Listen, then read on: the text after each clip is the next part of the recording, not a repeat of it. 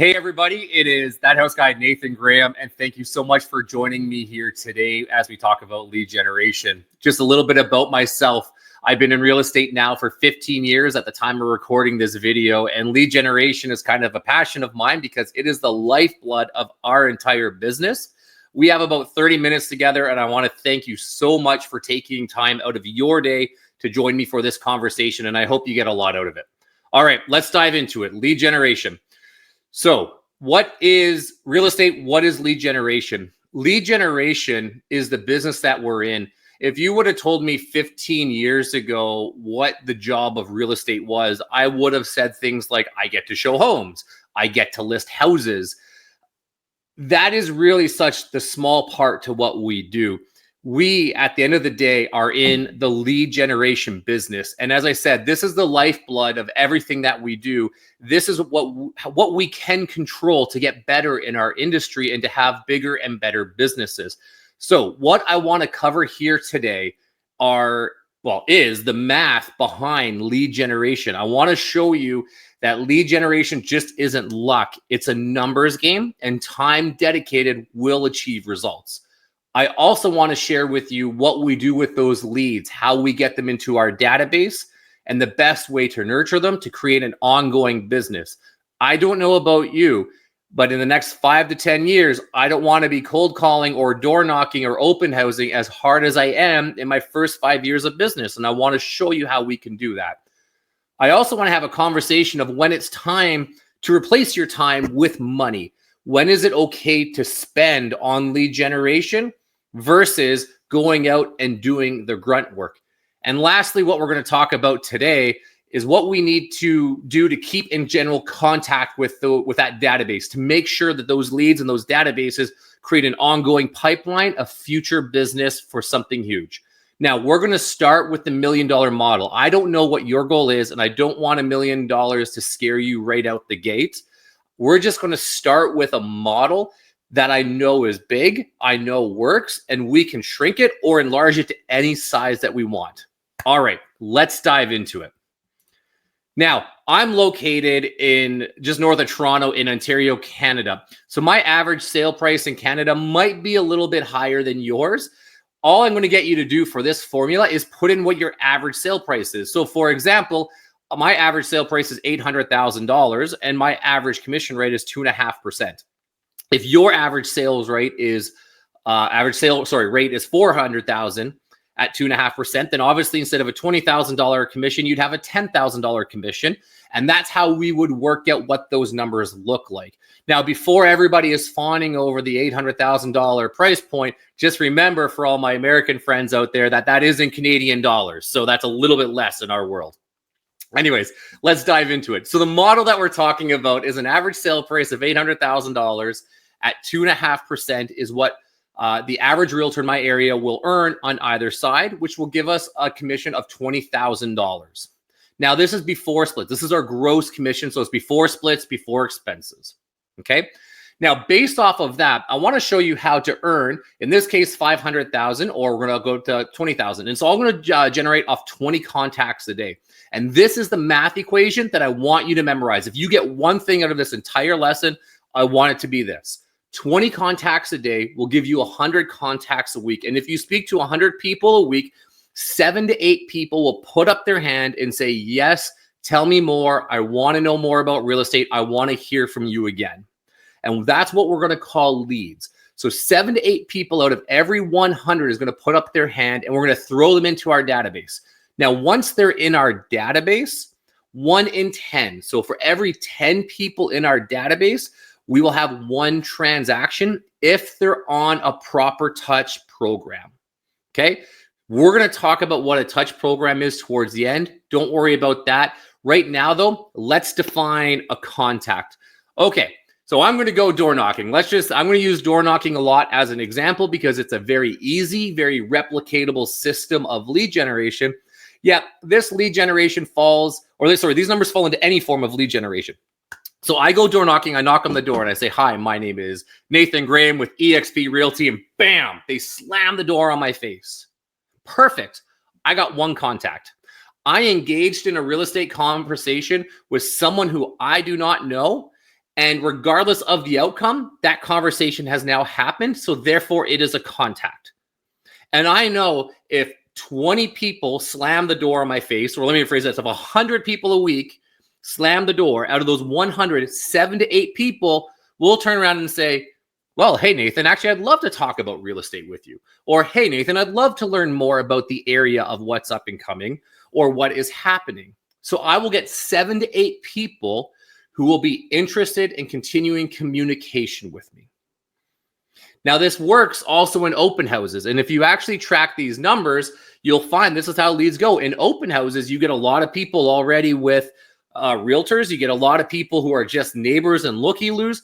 You will find, though, out of every 100 people through an open house, every 100 sign-ins, you'll have at least 7 to 8 people say, I want to know more. Internet leads are the same thing. Internet leads, I do specialize in internet leads. Out of every 100 people in my database for internet leads, I'll have 7 to 8 people who will continuously engage with me on an ongoing basis. Now, that doesn't necessarily mean they're going to transact with me. That just means they're going to engage with me. They're going to be okay to receive my newsletter. They're going to be okay to receive my follow-up. They're going to be okay just to have that conversation. And who knows if they'll transact sooner or later, okay? I get them into my database. And now this is where the magic happens. So I happen to know that 1 in 10 people in my database are going to do a transaction with me if I'm properly following up with them. So I'm going to add those 7 to 8 people, and 1 out of every 10 of them will do a transaction. Now, that is on a proper touch program. You can't just put them in there, have nothing happen, and expect something to happen. You need to actually have them on a follow-up program, which again, we're going to touch base a bit later. As far as numbers are concerned right now, if I want to earn $500,000 a year, though, at an average of $20,000 commissions, I need 25 deals, which means I need 250 contacts in my database, which means I'm going to go get my 100 contacts a week till 250 leads in my database till I get my 7 to 8 leads. So 7 to 8 leads I'm going to add to my database. And once I have 250 on a proper program, I'm going to have 25 deals sitting in my database at that time. If you want to have $1 million business, then you need to do 50 or 500 people added to your database to give the 50 deals. If your average commission is $10,000 and I add 25 or 250 people to my database, that's $250,000 in GCI. So again, you can change your numbers to how you see fit, yet this is the math. And the math behind it is 20 contacts a day gives you 100 contacts a week, which will give you 7 to 8 leads. Those 7 to 8 leads I add to my database, and 1 in 10 will put up their hand and say, I will do a transaction with you. I need to buy a house. I need to sell my house. That is the math. So a bit of an at-home project. I want you to take whatever your average sale price is times your average commission percentage to get your average commission. And then I want you to figure out how many leads you need to add to your database to achieve the goal that you want. Now, this probably sounds very simple. At this point, you're probably sitting here thinking, wait. Nathan, so if I get 100 contacts a week, that means I'm adding 7 to 8 people to my database every single week. Quick math, a month, I'm adding 32 people to my database every month, which means I get 3 deals a month. Wait, which means I get 3 deals a month over time, by the way. It's not necessarily going to happen that month, but I get 3 deals a month. That means over a year, I get 36 deals in a year. That's like, if I have a $400,000 average sale price, that's like $360,000. Or if I have a $20,000 average sale price, that's like $720,000. How is it that easy and not everybody in real estate is making this kind of money? The reality is this is what people in real estate are not doing. And if you work out the numbers of your last year, for example, if you had an open house-based business last year where all you did was open houses and you only added people to your database that were a part of that open house, work out the numbers. I can tell you, I open house a fair bit. I'm maybe on average adding 5 to 8 people a weekend to my database. Well, 5 people a weekend times 52 weeks, that's not exactly a whole ton of people throughout a whole year. So that actually reflected what my business looked like, right? This is what people are not doing. They're not getting their contacts on a weekly basis. So if you're going to set a goal for this week, whatever day you're watching this, whether you start on Monday, start on Thursday, if you're going to set a goal this week, Try to get 100 contacts every week. And if you want to do it great, just do 20 a day. Just go door knocking until you talk to 20 people a day. Go do your open houses. If you do your open houses and you talk to 20 people, you have 80 more to do throughout the week. All right, good. Let's move on. This is what your pipeline model looks like, the lead generation model.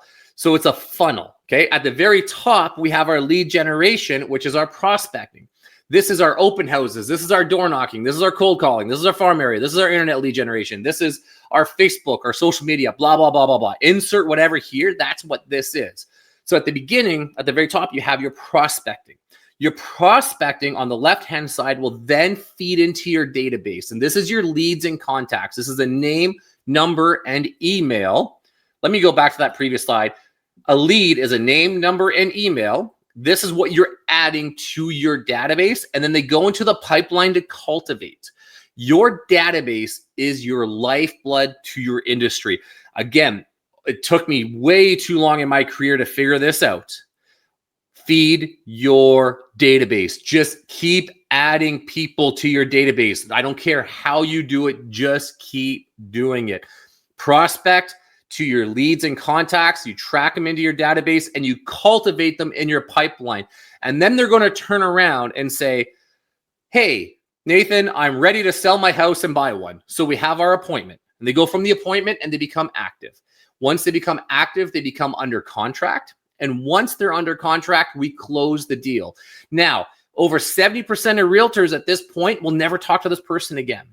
And that is a huge waste when it comes to all the hard work you've put done and the longevity of your business. Because once that deal closed, you can see they're shifting right back into your database. And once they're back into your database, they're now back into the touch programs. When I first got in the industry, it was every 7 years somebody was moving. Now that's every 3 to 5 years. So yes, year one, you're building and you're doing the immediate business. Year two, you're building and doing that business. Now year one is pouring into you. Year three, you're building with year 1 and 2 feeding into you. And now you're beginning to get repeat clients and you're beginning to get these referrals. And this is how this industry starts compounding and becoming easier. So once they are done the close portion, they go back into your database and feed into it. So let's recap this slide real quick. You have your lead generation, your prospecting. This is what feeds into you to your database. In your database, you have your leads and your contacts and you're tracking them. They're on touch programs. That's when they feed into the cultivation portion of the pipeline. And that's where you have your 33 touch programs, your contacts, your client events, your Christmas cards and everything. And that's when you start receiving phone calls or emails or text messages of saying, I want to buy or sell a house. And then the appointment to active to under contract to close. Once they close, they feed back into your leads and contacts and start to cultivate all over again. I wish I could see you all to see if this made sense. So let's just hope it does and move on. All right. Before everybody starts reading this slide, there's a very important topic we need to talk about here. That is time and that is money. All of us have one resource in life that by utilizing it, we get money. Okay, so you have one resource that without any money will generate you money, and that resource is time. And as soon as you understand this aspect of real estate, of life in general, all of it will get so much easier. Let me explain.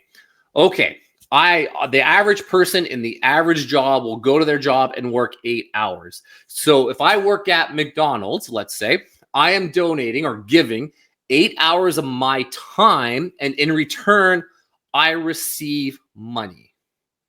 Now, if I went to college and I got some abstract degree, or if I went to trade school and I became an electrician, and I now go to rewire someone else's house, I am now giving the same 8 hours, yet I'm getting back more money because I now have an expertise in the field. Does that make sense? The same amount of time is given, and more money comes back in return. This is one of the keys to generating wealth. We have active and passive prospecting. If you are new, if you are just get like rebuilding your database, if you do not have if you have a ton of time and not a large fund of money, this is where you are getting your time and you're getting money in return. So what does this look like? Prospecting for sale by owners, expired listings, just sold homes, door knocking, banks, third-party companies, investors, client parties. We'll talk about, there's ways that is free. Networking events, seminars, booths. These are all things that you are putting in time. Open houses. How is open houses not on here?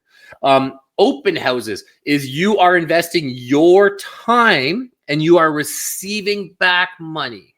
Okay.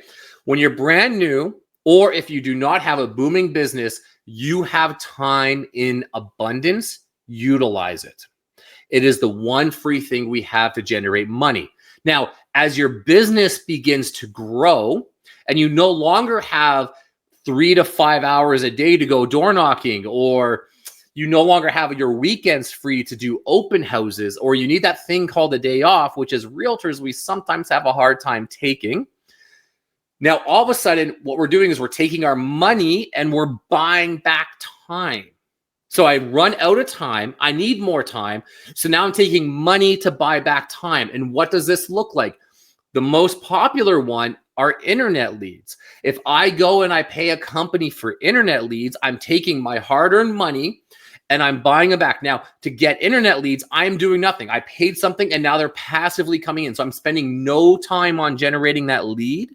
I'm only spending time on the follow-up. So therefore, I'm buying back time.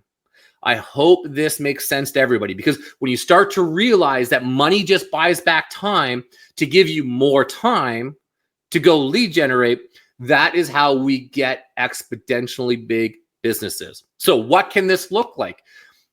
I was at EXPCon in Miami not too terribly long ago, and I'm still paying for internet leads, and I have an AI system that is calling them and generating appointments. I have spent money on this. So at this time, I am not lead generating. I am at EXPCon. I'm learning. I'm educating. And yet I still have appointments being booked for me because I spent money to buy back that time. During the weekend, I might be at an open house. And when I'm at that open house, I'm busy talking with people. I'm using my time to make money. At the same time, I took some money and I keep that lead generation system going and I keep buying back extra time. So now my 2 hours of open houses I'm taking care of, and I have systems that I paid for that are lead generating for another 2 hours, which is doubling up my lead count for that period of 2 hours of time.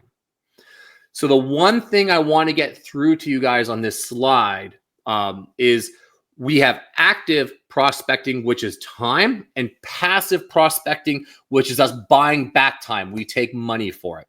So active prospecting, again, you're brand new. Let's review them. You can door knock. You can open house. You can cold call.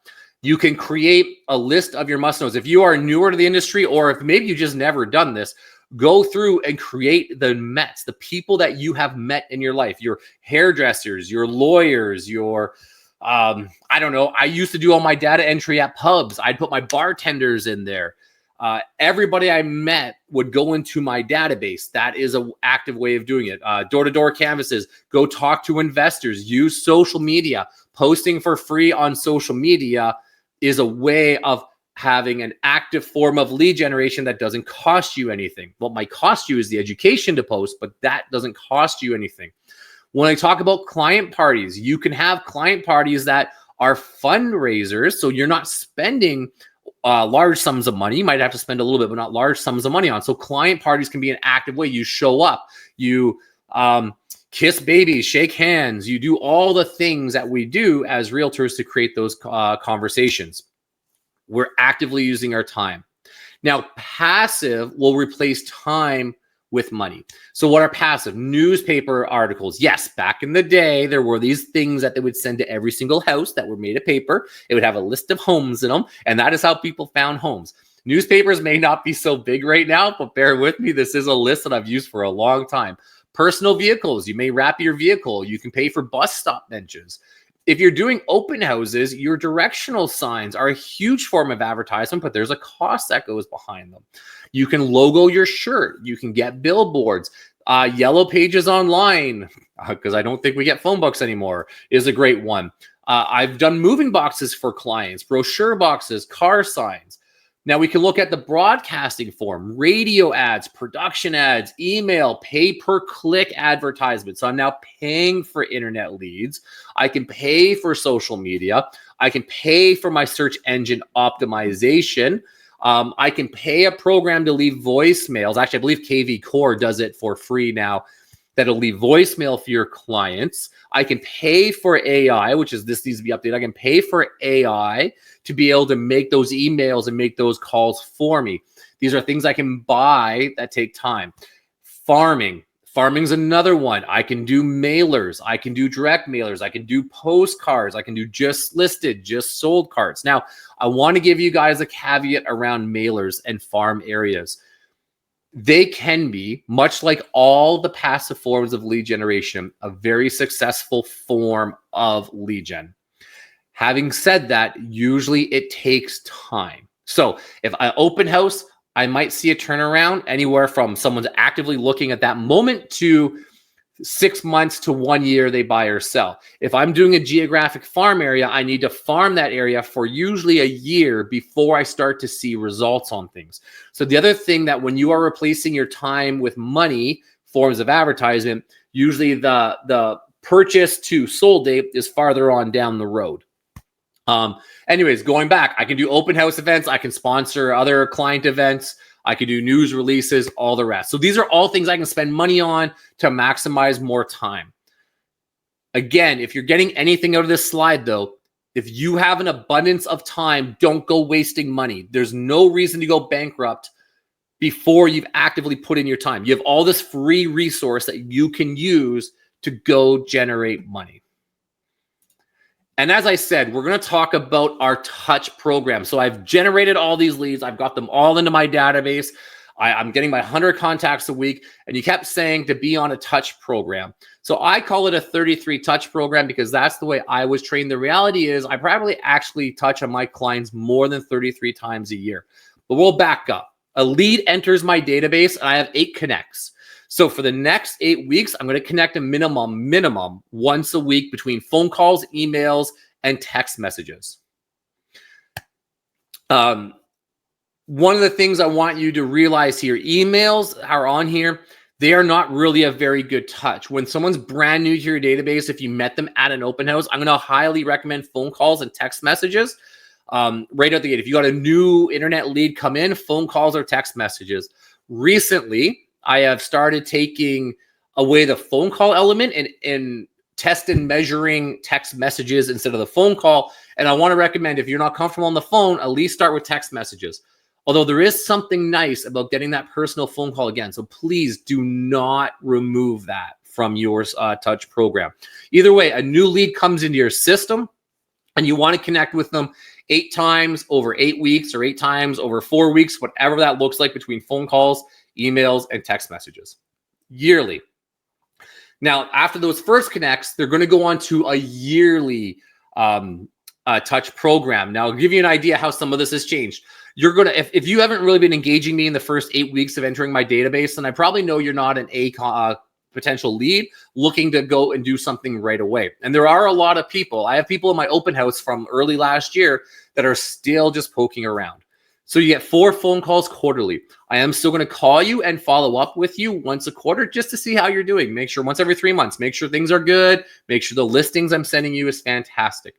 12 monthly emails. I have actually changed this to about 52. I now email my entire database weekly with up-to-date stats. At minimum, I'm going to tell you 12. But if you are going to do an email newsletter or a market report, I do highly recommend setting a day off to the side and start doing that weekly. 2 direct promo items, calendars, pens, things like that.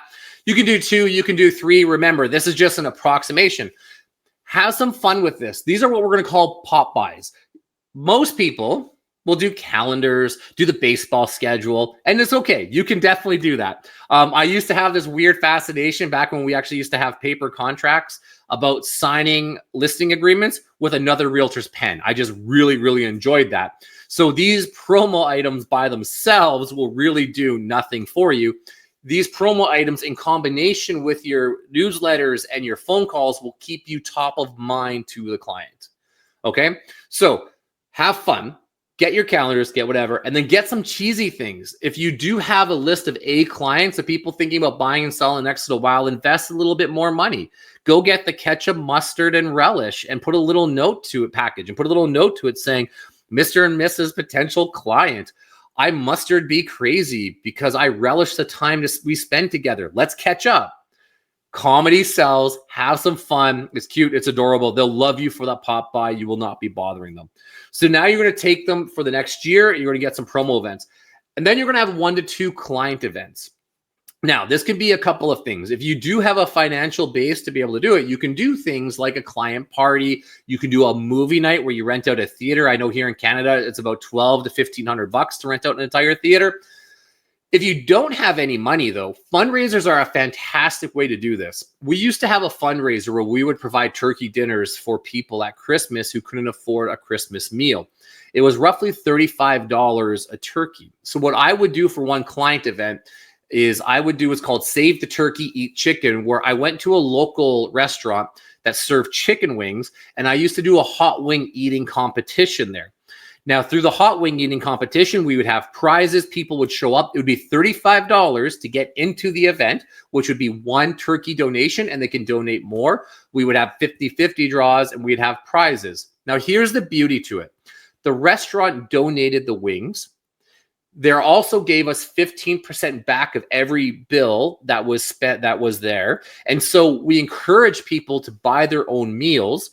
And then I went and spoke to my vendors, like my mortgage brokers, my lawyers, my home inspector, my photographer, and they donated all the prizes to the table for people to be able to enter into. So at the end of the day, it literally could have cost me nothing. And I only say could have because I used to go buy 1 or 2 hockey jerseys and give them away at the event as well. Yet that was just my donation to it. So you can do a fundraising event. You look like a rock star to your people because not only are you connecting with them, you look like a fantastic individual for helping out a local charity, and it's going to not cost you anything. So if you are low on funds, do a fundraiser. If you are high on funds, maybe do the movie night. Maybe combine the movie night with a fundraiser.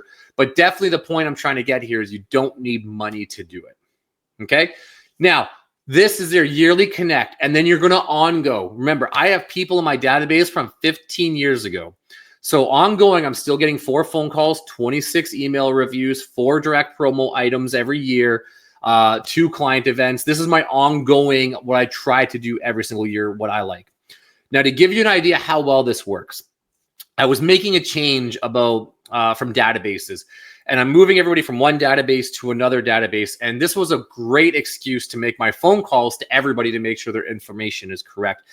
And I had this person in my database that I literally, and this was like, keep in mind, it was like 12 years in. I met this person the very first year I was in real estate. And I remember because I was like, oh man, they were going to get pre-approved, but then they bought a vehicle and they could no longer buy a house. I wonder what happened to them. 12 years later, I called up and I said, hey, so-and-so, this is Nathan. I have no idea if you remember me yet. I met you at an open house ages ago. I even remember the house, believe it or not. I met you at an open house ages ago. I'm just curious, how have you been? I wanted to connect. She turned around, called me back and said, what a fantastic time to call. My sister is looking at buying a place. She doesn't have a realtor and she's already found the house and I need to sell my condo. And I ended up getting 2 deals out of it right out the gate. So these ongoing phone calls work. Some of it's timing and some of it is just staying top of mind for when the time is right. All right. I want to recap everything that we talked about today. I'm just going to go through the slides very quickly. Number 1, lead generation is your business. That is real estate. We went through the numbers. Remember, 20 contacts a day, 100 contacts a week, 7 to 8 leads in your database. 1 in 10 people will transact with you on a proper touch program. You can put your data in here. Heck, maybe we can even do another course one day to show you how to do the economic model for your goals. We talked about what your database looks like. We're prospecting to fill it. They go into leads and contacts. We cultivate. They go through the sales process back into your database. We talked about active prospecting, where we're trading time for money. And we talked about passive, where we're trading money for time and we're buying it back. And we talked about a whole bunch of different ways we can do that. And when we come to the database management, we talked about ways that we can connect. They first go into your database. You want to connect 8 times over 8 weeks. You want to put them on a yearly plan and an ongoing plan for your past clients and your sphere. Thank you so much for taking this opportunity just to learn more about lead generation. I hope you found some great tips and tricks in here. I hope that the numbers all made sense. Please, I believe there's a way to get my contact info out there. Reach out with any questions or keep an eye in EXP University and on the training calendar for any other forms of training that come up to learn how to specialize in lead generation. For example, like how to utilize your KV core, how to use internet leads, how to do open houses, and everything else. Everyone, have a great day and happy selling.